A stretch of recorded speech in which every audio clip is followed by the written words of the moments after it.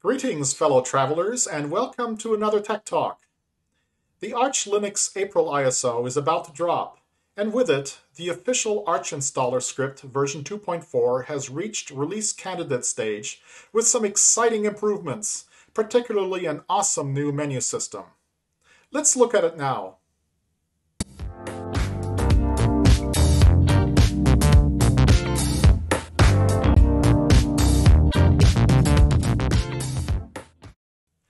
Arch Linux has always been about tailoring your own rolling distro with your requirements and preferences, not somebody else's.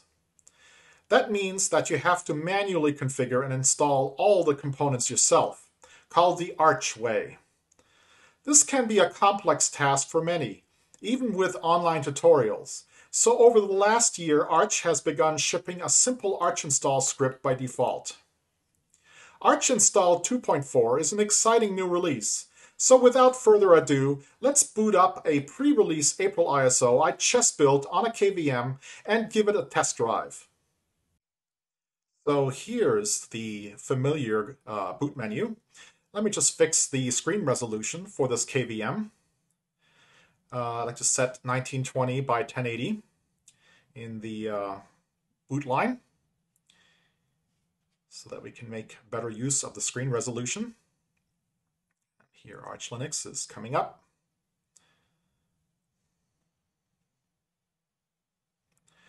So the April ISO of Arch Linux introduces kernel version 5.17.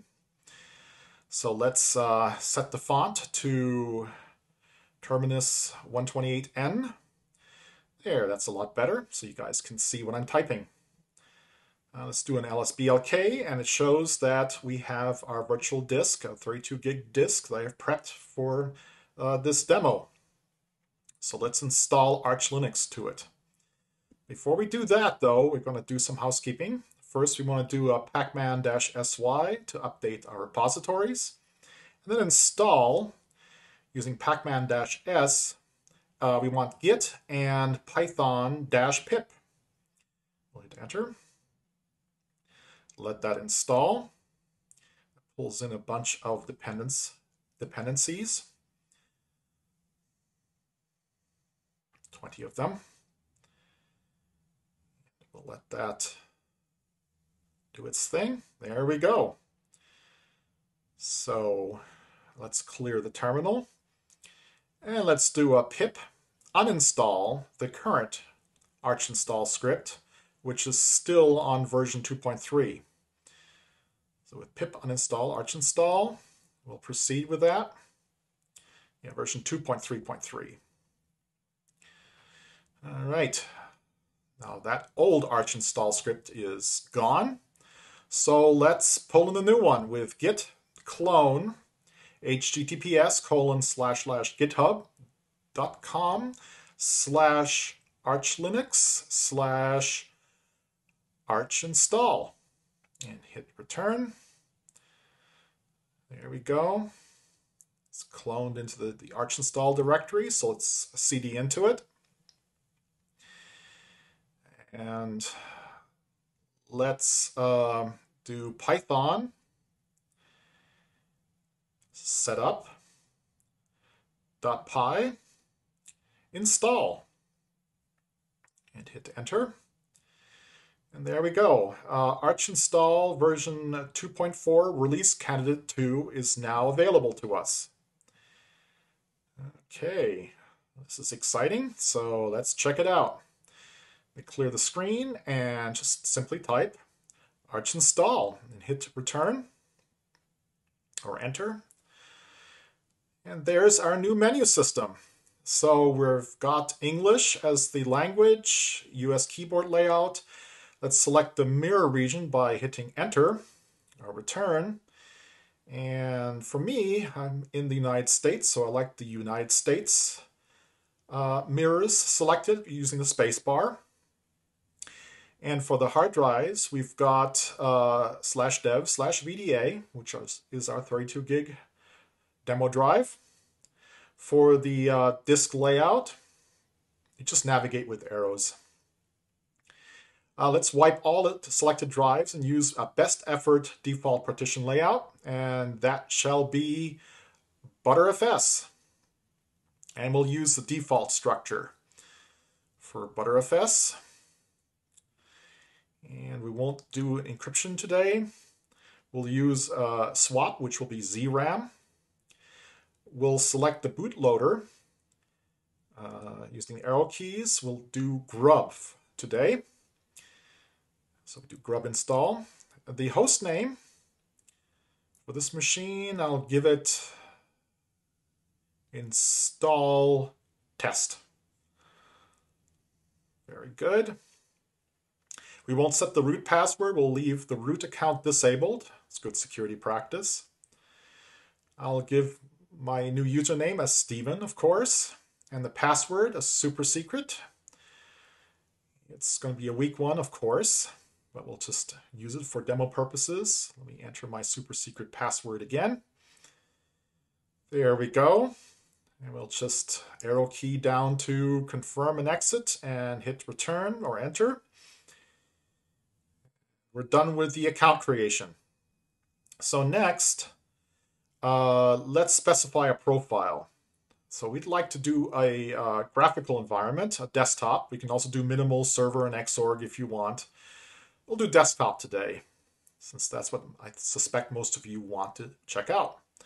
We've got a whole bunch of desktop environments to choose. Today we'll do XFCE 4. We'll do the graphics drivers, all open source. Because we're running a KVM, so that'll cover it. For audio, we can do Pulse Audio or Pipewire. Let's do Pipewire today.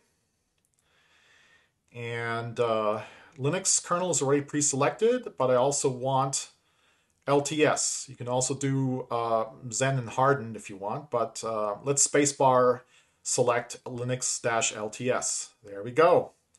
For additional packages to install for the demo today, I'd like to include Firefox. It's a browser, which isn't included by default. Neither is NeoFetch. And also I want for network configuration and Wi-Fi, etc., network-manager-applet. Those three packages that we want to include with the initial installation. Additional repositories like to be able to run 32-bit apps on top of the 64-bit system, so I select multilib. And for the network configuration, since this is a graphical environment we want, we'll just use Network Manager like always. So we'll just hit return or enter to select it. There we go. Our time zone is not UTC, Universal Time, but is actually, for me here, US/Pacific. And we'll sync using the automatic NTP Network Time Protocol syncing. So let's go ahead and install. And let's press enter to continue. So it gives us a nice summary. 512 megabytes of EFI partition, and the rest is the BTRFS root partition. So it'll do the partitioning of the disk right now after a 5-second countdown. Again, VFAT EFI 512 megabyte partition comes first, I guess, and then next. We'll wait and see when that happens. It should set up the BTRFS or BTRFS root partition on dev VDA2. It does a bunch of subvolumes at home, at log, at package, at .snapshots. Very nice default configuration. Will come in very handy for what we're going to do later. Stay tuned and find out. This will take a while, but it pulls all the packages, does all the configuration, the time zone, everything.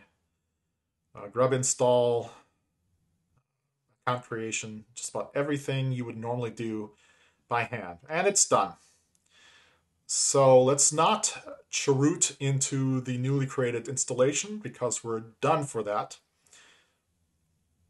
because now we can just reboot. We don't need to do any further configuration yet. So typing reboot should, crossing fingers now, should boot into our newly installed system. So we've got Arch Linux in the Grub menu. There we go, LightDM. That was very quick. It's my super secret password, so log in. And there's our XFCE desktop, already configured.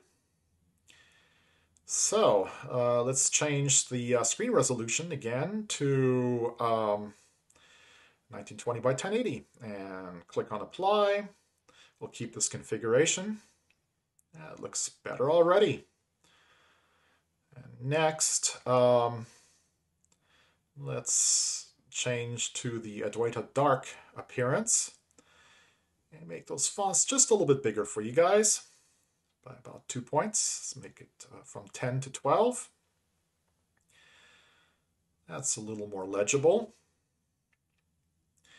And we want hinting a slight, that's what I usually do. And the subpixel order is RGB. That works very well for most of my LCD monitors.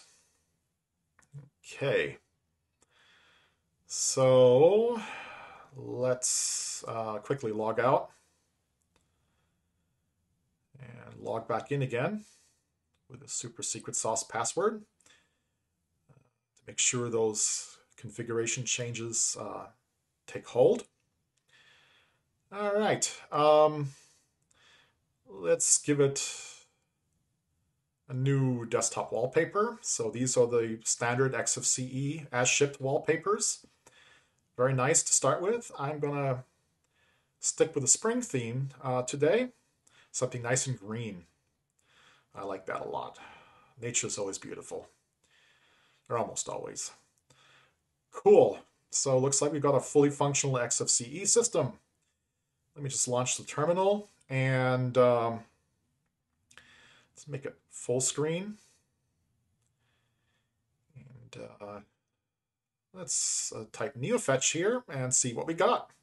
So Stephen at install test, it's Arch Linux, as you can see. Kernel 5.15.32, that's the LTS version.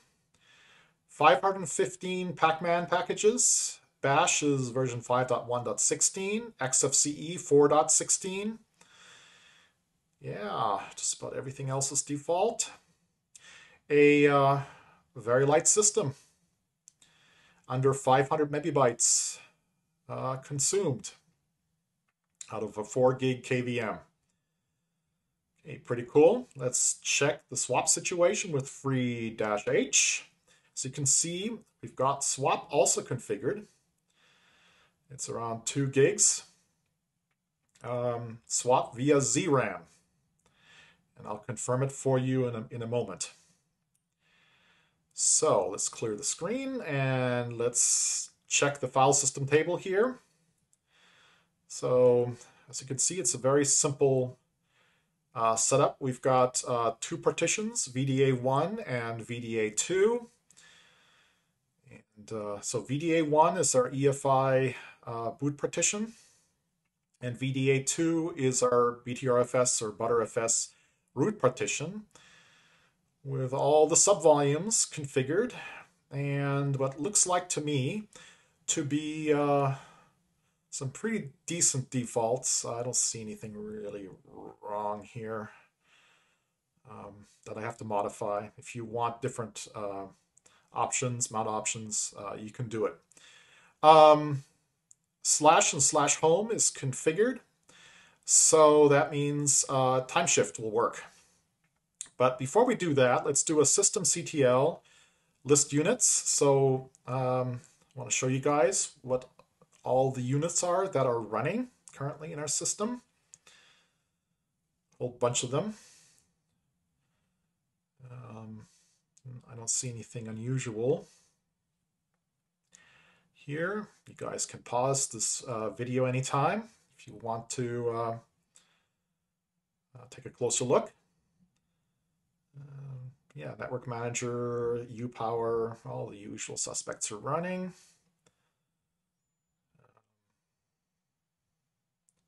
Yeah, time sync and all that stuff. Yeah, and here's our dev-ZRAM 0. So compress swap on dev-ZRAM 0. So we've got ZRAM swapping happening here by default, and that's a very good default from the archinstall script. All right, so we're done with that. It's a lot of loaded units. Let's see if any have failed by typing systemctl -- failed and hit enter. 0 loaded units listed, so nothing has failed. So this is a clean, fully functional system. Not bad, not bad at all. Let's clear the terminal and let's sudo pacman-sy and semicolon, and then sudo pacman-S git, because we want to enable AUR here. Why do we want to enable AUR? Well, so that we can install the Timeshift Autosnap package, among other things. So there's git. So let's pull in Paru as the AUR helper with git clone https://aur.archlinux.org/Paru. I like Paru. It's based on Rust and it's well supported. So let's cdu into the Paru build directory and do the usual with make package -si, all caps package build. Hit return. So we'll let the default repository Rust, we'll use that one. And let it work its build magic.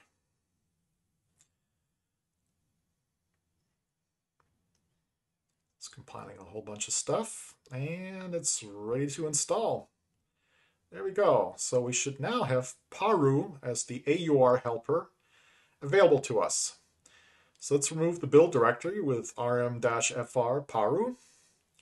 Let's just type paru and check to make sure all our repositories, including AUR and devel, are available to us, and they are. Good. So let's type paru -S timeshift-autosnap, which will also pull in automatically as a dependency Timeshift package itself.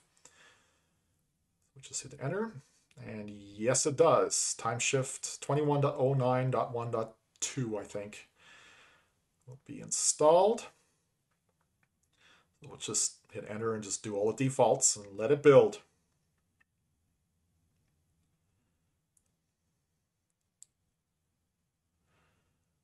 Okay, so we have Timeshift available now, we hope.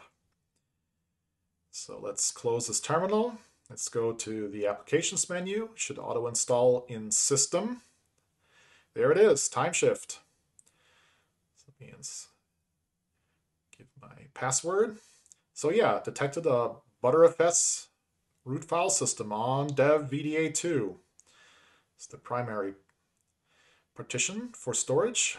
Snapshots level defaults are good to me. We'll enable the BTRFS queue groups as recommended. I'll click next here, just click next until it's done. So let's create the first snapshot, and it's already done. That's the magic of BTRFS on a rolling Linux distro. So now if something goes sideways or we make a mistake, we can always roll back to this starting point. Timeshift is wonderful for that. We've got Network Manager applets, so if you have a wireless card, this will show up here in the menu. For most laptop wireless cards or desktop wireless, this should work for you out of the box. So let's go back to applications and see what's already installed. So these are the standard XFCE 4 settings. Nothing unusual here. So a few accessories. Again, it's a very light system. So archinstall gives you some really basic system. Graphics, Ristretto, Internet, we've got Firefox that we manually installed earlier. The multimedia, nothing much. No Office Suite. Again, I'll leave that to you, what you want to install. Yeah, okay, let's launch Firefox. Close this here. It's always good to have a web browser handy for further configuration. Let's go into https://github.com/archinstall and hit return, and there is the GitHub project for archinstall. So you can see they just released RC2, release candidates 2, a couple of days ago. I don't think it'll be in time for the April ISO release, but we don't care, right? We've got it anyway. So it's just another guided automated Arch Linux installer with a twist. It doubles as a Python library. Let's check out the documentation here. Let's make this a little bigger. So archinstall is a library which can be used to install Arch Linux. No external dependencies. It's context friendly, full transparency, accessibility friendly.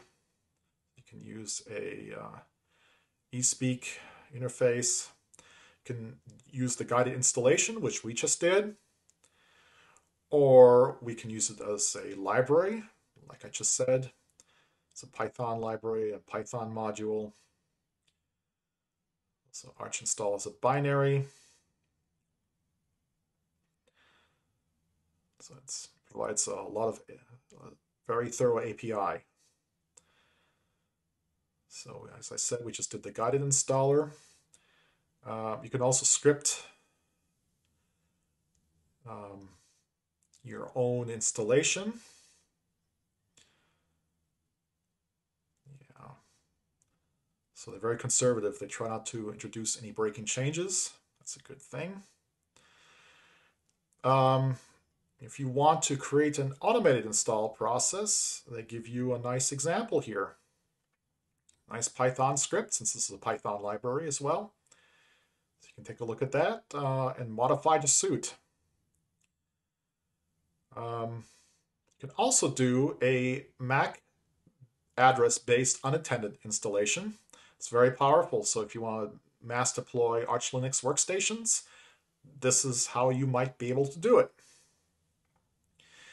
And for this demo today, I used this using a live ISO testing section that gives you quick instructions on how to perform the steps I did earlier. Let's take a look at the Archwiki, because that is our golden standard reference for all things Arch Linux and Linux in general. So wiki.archlinux.org gives you all the information you need, so you can leave this Firefox web browser open while you continue to learn about your new system and Arch Linux. Search for Arch Linux packages or the AUR that you can use via Paru. You can also search for packages via Paru. Yeah, so you've got all that available to you now as a reference that will help you on your further journeys with Arch Linux. From this solid graphical base install, you can build up your own customized system very easily. I hope you had fun watching this special demo, and if so, please like and subscribe if you haven't already, and spread the love. Until next time, happy computing and take care.